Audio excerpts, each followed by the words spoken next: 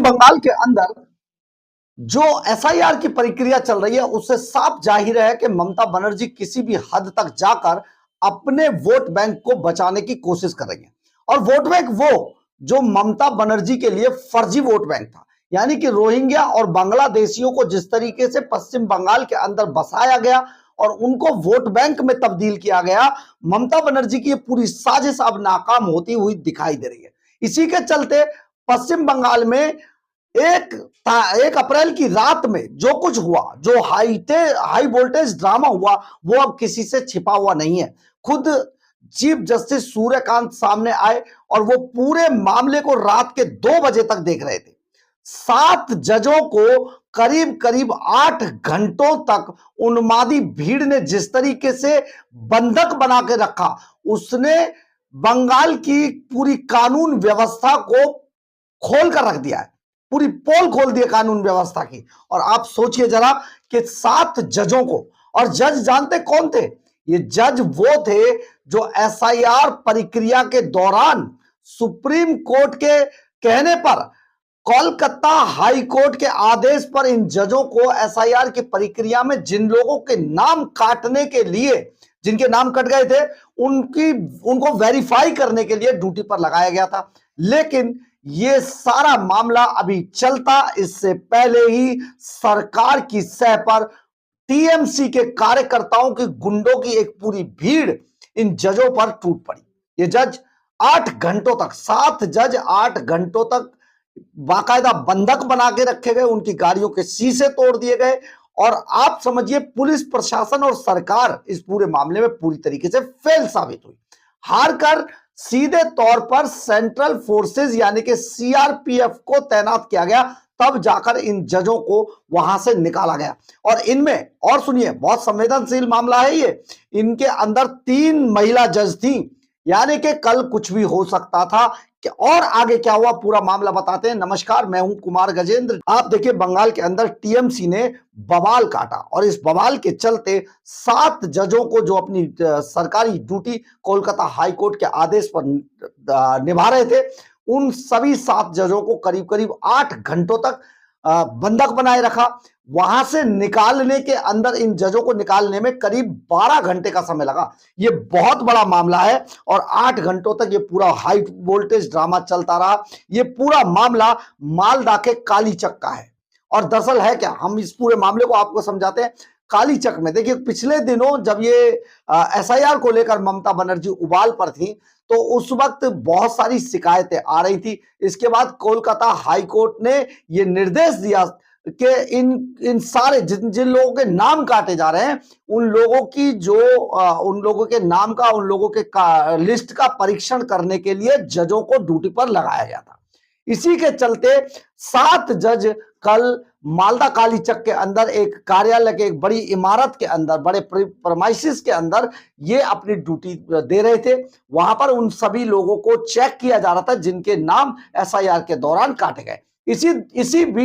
इसी बीच बहुत सारे लोग अचानक उन जजों से मिलने की बात कहकर वहां पर हंगामा करने लगे और देखते देखते यह हंगामा इतना बढ़ गया कि आसपास की पूरी सड़कों को बैरिकेड लगाकर बंद कर दिया गया। और यह भीड़ उन जजों को किसी भी हद तक जाकर, आप समझिए, कुछ भी हो सकता था। लेकिन यह सारा मामला आगे चलता कि इसी बीच सीजेआई जो सूर्यकांत हैं वो सामने आए और उन्होंने गृह सचिव से लेकर सबको बहुत बुरी तरीके से लताड़ मारी है। सरकार के बारे में भी बहुत कुछ कहा है, आगे आपको बताते हैं। लेकिन आप ये समझिए कि पुलिस प्रशासन और सरकार पूरी तरीके से पश्चिम बंगाल के अंदर फेल हो गई थी।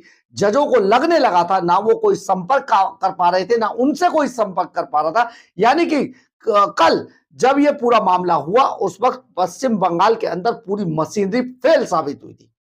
आप ये समझिए सीजेआई की गंभीरता का मामला कि सीजेआई खुद रात के 2 बजे तक इस पूरे मामले पर नजर रखे हुए थे और उन्होंने अपने बयान के अंदर कहा है कि उन्हें नींद नहीं आ रही थी। वो जब तक ये पूरा मामला सुलट नहीं गया वो सो नहीं पाए। बहुत ही खतरनाक, बहुत ही दहशत भरा इस पूरे माहौल को बताया उन्होंने। सीजेआई खुद बैठकर पूरा ड्रामा देख रहे थे और उन्होंने खुद कहा कि ये हालात देखकर मुझे नींद नहीं आ रही थी। 8 घंटे बाद इन 7 जजों को किसी तरीके से भीड़ से बाहर निकाला गया है। सुप्रीम कोर्ट ने बड़ा ऐलान कर दिया इस पूरे मामले को लेकर, और पुलिस फेल, प्रशासन फेल, मशीनरी पूरी की पूरी फेल हो गई। ये पूरा ड्रामा 3:30 बजे शुरू हुआ था, लेकिन इसको सुलटने में 12 घंटे का समय लगा।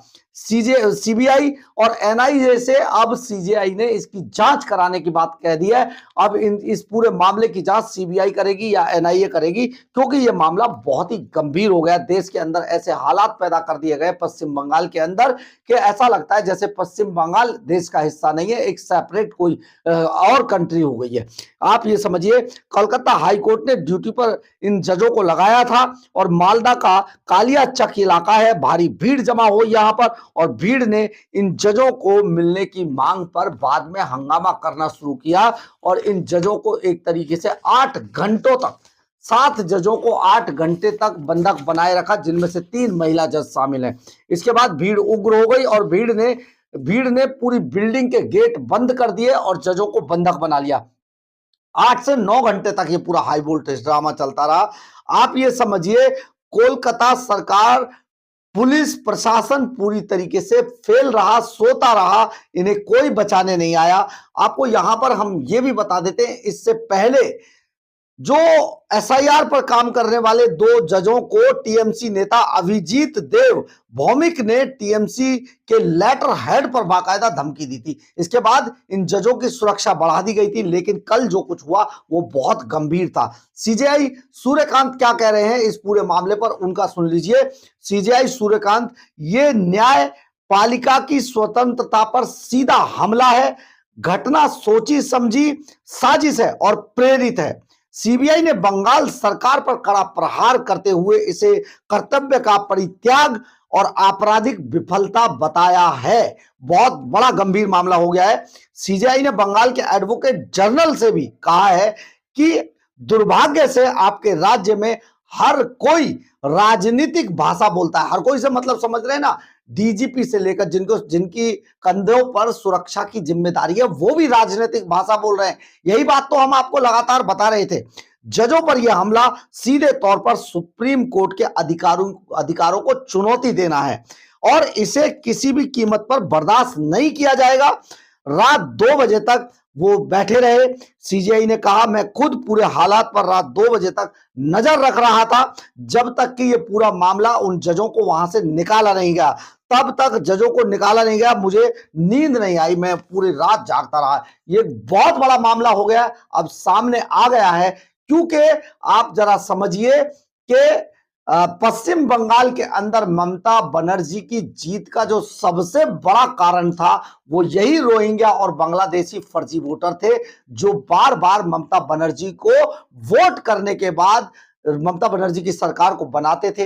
ममता बनर्जी किस तरीके से पश्चिम बंगाल पर पिछले लंबे समय से राज कर रही थी, इसका भी खुलासा हो गया। लेकिन सबसे बड़ी बात यह है, जजों को बंधक बना लेना, 8 घंटे तक पूरा ड्रामा करना, उनकी गाड़ियों के शीशे तोड़ देना, बिल्डिंग के सारे दरवाजे गेट बंद कर देना, ये सब कुछ बंगाल के अंदर हुआ। उस बंगाल के अंदर जहां पर 7 जज अपनी सरकारी ड्यूटी कलकत्ता हाई कोर्ट के आदेश पर निभा रहे थे, उसके बाद भी उनके साथ अगर टीएमसी कार्यकर्ता इस तरीके की हरकत करते हैं, तो सचमुच आप समझ जाइए टीएमसी के राज्य में बंगाल के अंदर क्या हालात हैं।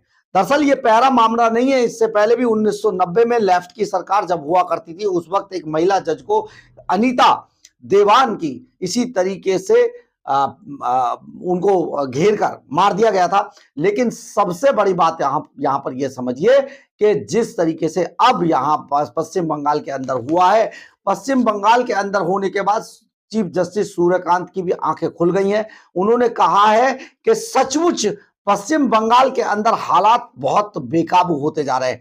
ऐसा लगता है जैसे देश के अंदर नहीं, कहीं और की कोई बात चल रही है, कोई ड्रामा चल रहा है, क्योंकि पश्चिम बंगाल में यह हालात हो जाना देश के लिए बहुत दुर्भाग्यपूर्ण है। आप जरा समझिए, आप इस बात को सोचकर देखिए कि पश्चिम बंगाल में टीएमसी की सरकार और टीएमसी यानी कि ममता बनर्जी पिछले दिनों जिस तरीके से सुप्रीम कोर्ट में काला कोट पहनकर घुस गई थी और वो अपनी बात को मनवाने की कोशिश कर रही थी, वो सारा का सारा ड्रामा इससे लिंक होता हुआ दिखाई दे रहा है। यानी कि ममता बनर्जी को अब ये लगने लगा है कि उनकी हार निश्चित है, क्योंकि जो उनका फर्जी वोटर था वो अगर कट जाएगा तो उनको कौन जिता सकता है। तो इसके लिए ममता बनर्जी सारे प्रयास कर रही हैं, लेकिन अब ये बर्दाश्त किया नहीं जाएगा, क्योंकि सुप्रीम कोर्ट ने जिस तरीके से ऐलान कर दिया, चीफ जस्टिस ने ऐलान कर दिया है, उससे एनआईए और सीबीआई अगर इस पूरे मामले की जांच करती है तो इस बार पश्चिम बंगाल के ये चुनाव सेंट्रल फोर्सेस की तैनाती के या और सेंट्रल फोर्सेस की जो निगरानी में कराए जा सकते हैं। अगर ऐसा होता है तो पश्चिम बंगाल को पूरी तरीके से छावनी में तब्दील कर दिया जाएगा और वहां उस वक्त जो वोटिंग की जाएगी वो सचमुच वो वोटिंग होगी जो असल में वोटर वोट डालते हैं। तो यानी कि बहुत कुछ हुआ घटा, लेकिन ऐसा पहली बार होता हुआ दिखाई दे रहा है पश्चिम बंगाल के अंदर कि कोई सरकार किसी सरकार के कार्यकर्ता जजों को ही बंधक बना ले। बहरहाल, अगर आपको हमारी ये खबर अच्छी लगे तो आप इसे लाइक, सब्सक्राइब और शेयर जरूर करें। कमेंट्स बॉक्स में अपनी राय जरूर लिखें, इससे हमें बहुत बहुत बहुत ऊर्जा मिलती है। जय हिंद, जय भारत।